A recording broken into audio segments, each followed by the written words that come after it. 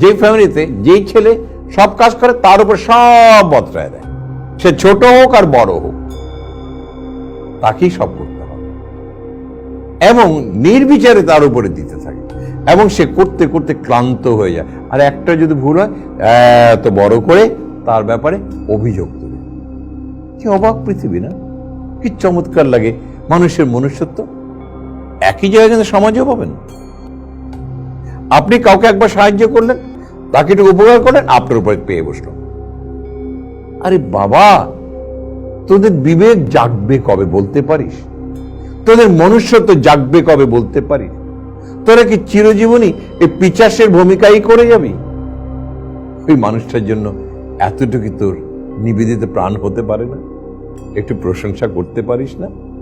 নিজেরটা নিজে কর, অন্যের উপর ভর করিস কেন?